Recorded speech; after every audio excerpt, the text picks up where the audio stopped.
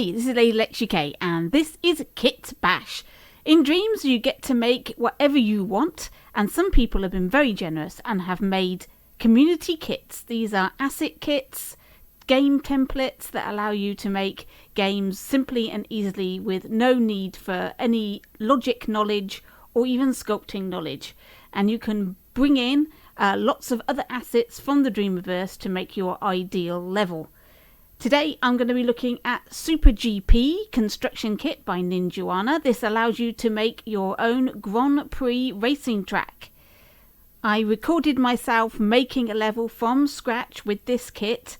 And this is actually the third time I've attempted it. The first two times there were some errors. First time I kept getting wrong way messages and I didn't know how to fix it. And the second time when I tried to join up the two tracks, I found one track was much higher than the preceding track and I couldn't join them up. So with those two little tryouts giving me lots of ideas about how to do it better the third time, here is my third attempt. And I've used time lapse so you can zip through this really quickly. I spent just under 2 hours making this track, so I hope you enjoy it and get some interesting tips. Right, so let's start. We're placing down the first piece, which is the starting grid for the cars. Now, you see I did that twice because I lost it the first time round. It doesn't appear on your imp, so watch out for that. It could appear anywhere in your level. Now, you'll see that I am leaving the block that appears in all creations, and I'm expanding that out to make like a table for my track. Now the reason I'm doing that is so that I've got a level to which all these track pieces will be on, because the first time I tried to do this track I didn't have that guide, and when I got to the end I discovered that the end of the track was higher than the beginning of the track. So this will help you use it as like a table and helps you match it up. Now I'm putting these track pieces in randomly. I'm not making a plan or anything about what I'm doing. I'm just randomly choosing where to put the pieces, and you can plan this out beforehand so that you've got a bit better idea about what you're doing. You can even look up some famous racetracks and try and remake those. So in order to get these pieces together, I am lining up the white lines on the outside rather than trying to line up the barriers on the edge. I found that the white line is the best guide for matching up your pieces. So try and get it so that the lines connect together. There's some slight overlapping between the pieces. And the dip, there's a dip at each end of the track that you you don't want to get that to be too high. You don't want lots of lumps and bumps in your track. You want to try and keep it as flat as possible. So I'm putting these pieces in and trying to get it to match up at the end. Now this is the difficult bit I found, is to try and get your track to match. It's not that easy. If you plan it out, it'll probably be much better, but because I'm putting in random pieces, it was really difficult to try to work out how many turns I needed to get back round and etc. So you'll see in a minute when I try to join up my track, I didn't have much joy with it. But these pieces are really easy to use. You've got 3 different types of corner, lefts and rights, and different angles and lengths. So there should be enough pieces for you to do whatever track shape that you want to do. There's also bridges and things. You can get tracks that cross each other, and you've got pieces of track that go uphill, etc. Now, as you can see here, this is the difficult bit, trying to get these bits to link up. I'm trying to get closer and closer to it, and here's where it gets difficult. I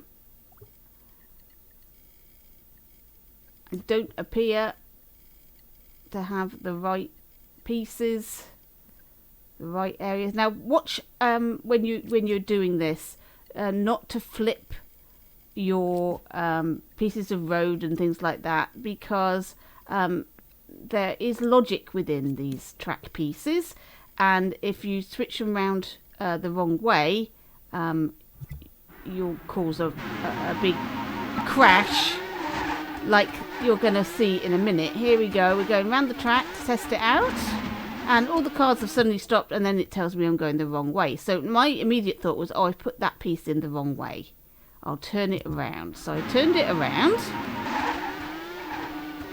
and we get to it, and no, there's still a pile up, and it's still telling me I'm going the wrong way. So I'm not quite sure what's happening here. There's something not quite right. Now I've got too much overlap with those pieces, and this is the point where it all goes wrong on that green corner. There's something not quite right with this. So I've decided that, you know, that's a too steep an angle, and I'm going to have to rebuild this end again, because clearly there is a problem. So we're going to try again, try to get the end to line up. That's a little bit better. That should be better. So there we go. Now you can see I'm one piece out.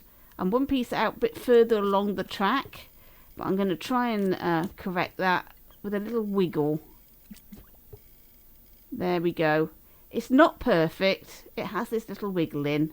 What would have been better if I had put another piece in a bit earlier on, so that I was perfectly lined up. But now I'm going to have to move the whole track a little bit at a time. And it's amazing how much a tiny little movement of one piece can domino into a big change. But there you go. Let's rewind it. Right. All those cars all stuck from previously. And this piece, which I turned around, shouldn't have been turned around, because that wasn't the problem. So I turned it back. And now I have a track that works. It got to the finish line. So I've got a track that works, and now I can start adding all my extra bits. So make sure you got your track that's working. Now, what I did not notice, and I did start building this, and I didn't notice it, the map. There's a little map that appears of your track, and it shows the movement of the cars along it. Now, I did not notice, but the map thing doesn't work. It didn't work for some reason. The track looked good. The pieces are on the track, and it looked like the right shape and everything. But I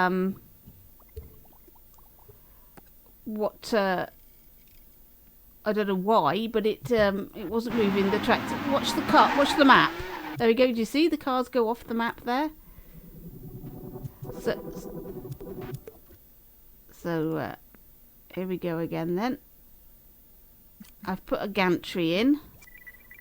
Put my little dreams billboard on. That's free for you to put into your games if you want to. I made that a while ago for Trickerbolt's buddy kart thing. So I'm having great difficulty keeping these things upright. They were twisting around on my imp. Really awkward. Now that looked really big to me, so I reduced it down so it's like a reasonable sized tree. Get it to the right thing. Just cloned it and put it in. There's some really nice props in the kit. These are all from the kit. The stadium, the seating, those trees, this tile here of landscape. All of that is there. So I'm going to put in a tunnel. I found a nice tunnel here. It's a sci-fi tunnel. So I'm going to put that in. So this is the kit bashed part of the build. So I'm putting in other assets of the Dreamiverse that are not made for the Super GP kit, and that's the good thing. Right, there's a little pause here. I needed a comfort break. So what we're talking about, kit bashing then. A kit bash is when you use multiple kits to create something new.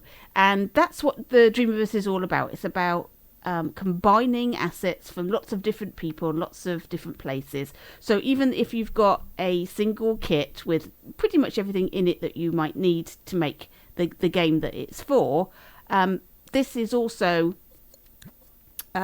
you can always mix and match from other kits and create something pretty unique. So I'm just colouring that one end because I thought that looked nice with a blue end to match the stadium, the seating. And here I am trying to find a landscape tile that's ready done. Now the difficulty here was a lot of these landscape tiles, these big scenes that have been made already, are too big. So you can see it's unable to stamp because they're too big. But I did eventually find one. This is the one from the kit. This is the one from Super GP that you can put in. It's really nice. It's little woodland, raised woodland. So I'm still using the kit pieces here. Some nice buildings. Again, I had some difficulty with the imp turning these things. They kept turning upside down. That's just me, not used to making scenery, so I'm not used to moving things around with my imp. I didn't like that. Those fields didn't work for me. So I typed in mountain, and I found this really great valley with mountains, and popped that in and started to delete the extra bits around the track. And I thought this would be a nice, quick and easy way of getting a landscape in. I didn't quite do it correctly, so everything was a little bit off kilter and weird because the heights of everything wasn't quite right and things were at a strange angle. So it would need a lot of adjusting. I'm going to do all of this adjusting, and this is where you won't notice the map. See the map? Look at that map. That is not right. And I'm going to spend a lot of time deleting trees and mucking about with this. And this is all going to be for nothing, by the way. Now, that's the thing about dreams. When you're making things, quite often you'll spend some time doing something and then change your mind, or it doesn't work out the way you were hoping, and you'll have to do it all again. This happens with everybody. So don't worry about it. You'll end up with something far superior than what you were doing anyway. So don't worry about it. Look at that speed deleting. I speeded this up by 500%. So this is 5 times normal speed, so that you can see. So the track took me 30 minutes to make. There was obviously a little bit of issue with me getting the joins up, so you could maybe do that a little bit faster than 30 minutes, but I think 30 minutes to make a track in Dreams is pretty good, considering the pieces do not snap together. When you're using the game, a game like this in like a AAA game type thing, you'll find that they'll all snap together nice and easily and make it easy for you. This doesn't do that, so it's a little harder to play. It's a little tricksy, but it should be okay for most people to get a track going. And I've noticed that there is an awful lot of tracks, Super GP tracks out there, so most people have maybe a little bit of trouble with it, but most of the time you should be able to make a track. See, look at that map. Look how that is just all over the place. That is absolutely not working. And I thought, oh, what is it? What's causing that? And I thought maybe the landscaping is touching the track or something, and that's causing the problem. I didn't realise that the problem was already there, and it wasn't my landscape that caused it. So I had a look and thought maybe it's the track, and it's just coincidental that they go off the track at the gantry point. I thought maybe it was the gantry that caused the problem. So I started deleting things, thinking that maybe it was the gantry, and trying it again. And it's like, no, it's useless. Because I didn't know what was causing the problem, and I didn't want to have to delete everything and start again. I decided to go hunt down the map. Now, the map itself is here near the first car. There, you can see it there. It's sort of opaque, so slightly transparent. And I was trying to work out how to delete it, how to change it. I couldn't find the logic for it. There's a lot of logic in here. Do not panic. You don't need to touch any of this. However, I did find it. If you put the show invisible objects setting on, you can then just delete it and then it's gone. So if your map is a bit wonky and doesn't work properly, that's how you delete it. You just go and turn on invisible objects. It's by the first car there. Just grab it and delete it, and then it's gone and you don't have to worry about it anymore. Not the ideal thing. Ideal thing would be to fix it, but I have absolutely no idea how that is generated or working, and I'm not going to spend hours and hours trying to work that one out. So now I'm going to use this kit again, and let's try again. But luckily, I think I've placed it a little bit better this time, and I've got a much better view with the mountains and everything. So it's a mixture of deleting the pieces and then molding the larger mountains, cutting it out with a circle cutter, or in this case a half tube. I'm going to make a tunnel here. I thought it was just a happy accident that it fell over the track in such a way I thought I could make a nice tunnel through there. So I'm clearing this all out, and that's the thing about landscaping. You could plan this all out, or you can do what I do, and that's just randomly put stuff down and hope for the best. But there's lots of trees and things that I have to delete to cover this, and then I have to cover the pieces, move some of the trees so they're not like in the air. So there's a lot of deleting and moving and adjusting, and you end up with something pretty unique, because every time you do this it's going to be different. So nobody's going to have the same as you. It's going to be different. And I've just copied a lot of these circular tiles. These pieces are going to cover and look like woodland. Put them in at different angles, what have you, so that it looks really good from a distance, and when you're racing around on the track it's pretty good. So there we go. I'm using a blend tool here so that I don't get that hard edge, and now I'm deleting the base. So the base is underneath everything, so if I delete this then I'll get the landscape underneath. So I don't want to delete the base in the middle, just on the outside.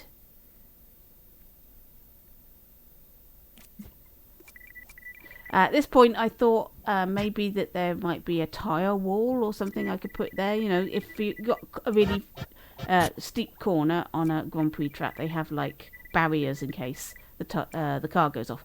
But I couldn't find anything that I liked. Found these and then changed my mind, deleted that, and thought I'll just put some landscape in here, just put some trees and stuff. There we go. So now I'm just colouring. The darkest green isn't very dark green, so I had to make an even darker green and try to match up the colours, and I think I've got a nice colour match now. And then put silvery grey in there for the tarmac, and I'm putting more pieces in. I'm going to put something else over the track. So we've got now 3 tunnely things. I put some people in. Another viewing platform. So there's me going through. And there we are. There is pretty much my track. I'm going to add a little bit more to it. There's a bit more buildings. I wanted a car park. So I typed in car park, see if I could find one in the Dreamverse nicely made with cars on it and everything. But I couldn't find anything that looked right. So I ended up using a bit of track in the end. But pop that down. There we go. That's a nice easy car park if you just want something simple. That doesn't work, so I deleted that. That was a very weird Ferris wheel that wasn't quite working. There's some really nice cars available in the Dreamverse, but some of them are quite high in thermo. It was already, if you look at to the left there, you can just see the thermo. I'm really, really pushing it in terms of thermo allowance. I couldn't get much more in here. So we're pretty much at the limits. I can't really put in a lot more. So I'm going to leave it there.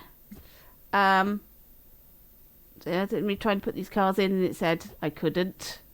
I think I ended up finding a very small car.